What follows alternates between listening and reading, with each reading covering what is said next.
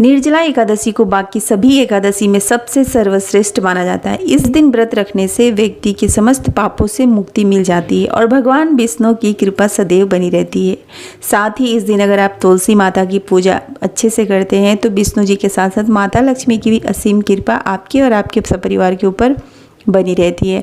ओम नमः शिवाय। दोस्तों, कैसे हैं आप सब? मैं आशा करती हूँ आप सब बहुत अच्छे होंगे। मैं मोनी, आप सबका मेरे चैनल। आज इस वीडियो में हम जानेंगे कि निर्जला एकादशी व्रत 2026 में कब है और इस व्रत को हमें कैसे करनी चाहिए और कौन से चीज़ों का हमें दान करना चाहिए जिससे श्री हरि विष्णु और माता लक्ष्मी की कृपा सदैव हमारे और हमारे परिवार के ऊपर बनी रहे। तो वीडियो में लास्ट तक आप ज़रूर बने हैं क्योंकि मैं बहुत ही महत्वपूर्ण जानकारी इसमें देने वाली हूँ। तो चलिए शुरू करते हैं। तो देखिए, सबसे पहले हम जान लेते हैं कि इस साल 2026 में निर्जला एकादशी व्रत कब रखा जाएगा।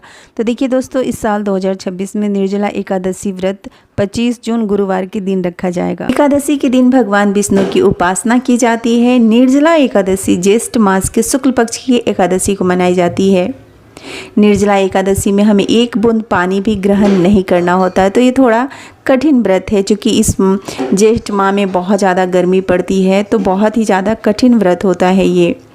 तो किस तरीके से करनी है ये व्रत आप थोड़ा ध्यान से सुने। देखिए, निर्जला व्रत करते वक्त ना हमें एक जो समस्या सबको होती है, बहुत ज़्यादा प्यास लगता है।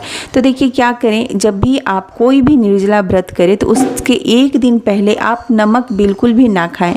मीठा चीज़ आप खाएं। मीठा चीज़ खाने से क्या होता है ना, हमें प्यास बिल्कुल भी नहीं लगती है।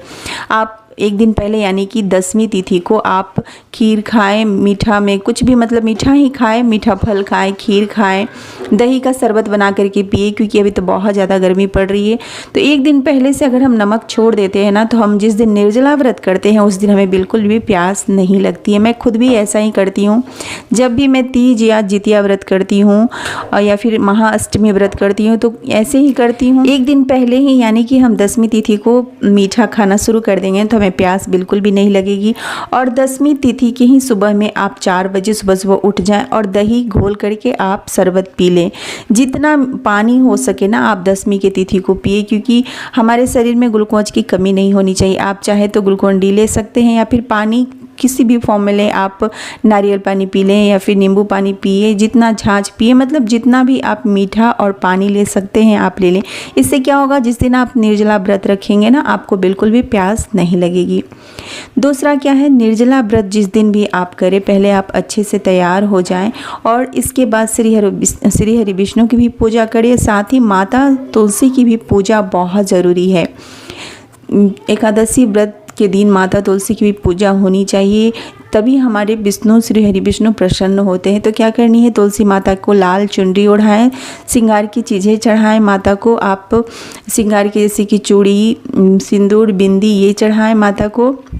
आप चुनरी चढ़ाएं माता को और तुलसी माता के समक्ष एक घी का दीपक अवश्य जलाएं। इसके बाद आप तुलसी का पौधा ऐसे जगह लगाई हैं जहाँ की आप परिक्रमा कर सकती हैं, तो आप 5 या 11 बार परिक्रमा कर ले। अगर आप ऐसी जगह पे तुलसी पौधा लगाएं जहाँ आप परिक्रमा नहीं कर सकते हैं तो जहाँ ही आप खड़े हैं वहीं पे आप 5 या 11 बार घूम लें तो माता तुलसी की परिक्रमा हो जाती है। तो ये बहुत ज़रूरी है। माता तुलसी की भी पूजा एकादशी वाले व्रत हमें ज़रूर करना चाहिए। देखिए, हमारे सनातन धर्म में ऐसा कहा गया है कि एकादशी वाले व्रत में ना हमें दान पुण्य करना बहुत ज़रूरी है। हम जितना दान पुण्य करते हैं उतना ही हमें हमारे और हमारे परिवार के ऊपर विष्णु जी की कृपा सदैव बनी रहती है। अब आपके मन में सवाल आ रहा हो कि दान हम क्या कर सकते हैं। देखिए, दान करने का कोई अंत नहीं है और कोई सीमा नहीं है। हम कितना भी और कुछ भी दान कर सकते हैं, लेकिन ये एकादशी का व्रत ज्येष्ठ मास में पड़ता है और ज्येष्ठ मास में बहुत ज़्यादा गर्मी पड़ती है। तो आप इस हिसाब से आप दान करें। दान में आप क्या कर सकते हैं, जो भी मौसमी फल है जैसे कि खीरा हो गया, तरबूज हो गया, खरबूज हो गया, जो भी मतलब हमारे शरीर को ठंडक दे, ये सारे फल आप दान करें। दूसरा, आप पंखा दान कर सकते हैं। किसी को आप पीने वाला घड़ा दान कर सकते हैं। किसी को आप बिजली का पंखा दान कर सकते हैं जिससे कि किसी इंसान की आपसे कुछ मदद हो सके। और हाँ, दान करें तो आप उस इंसान को दान करें जिसको कि इन सारी चीज़ों की ज़रूरत हो।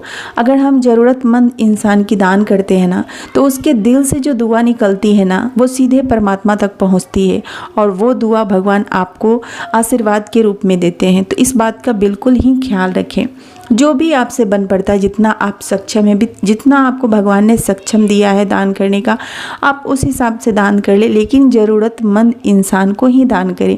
अगर किसी ज़रूरतमंद इंसान को जूते की ज़रूरत है, वो खाली पैर चल रहा है, तो आप जूता दान कर सकते हैं, आप पंखा दान कर सकते हैं।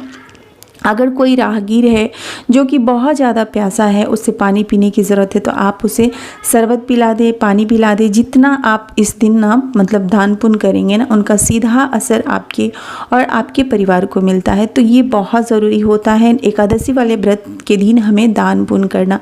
ज़रूरतमंद इंसान को अगर हम गर्मी के हिसाब से दान करते हैं ना, तो हमें पुण्य फल की प्राप्ति होती है। तो यही है निर्जला एकादशी व्रत के नियम, और इसी तरीके से हमें निर्जला एकादशी व्रत करना चाहिए, दान पुण्य भी करना चाहिए। तो मैं अपनी तरफ से पूरी कोशिश की हूँ कि इस वीडियो के ज़रिए आप लोगों को बताऊँ कि निर्जला एकादशी व्रत में हमें क्या दान करना चाहिए और कितना दान करना चाहिए। भगवान ने जितना हमें दिया है, जिस लायक हमें भगवान ने बनाया है, उसी हिसाब से हमें दान करना चाहिए।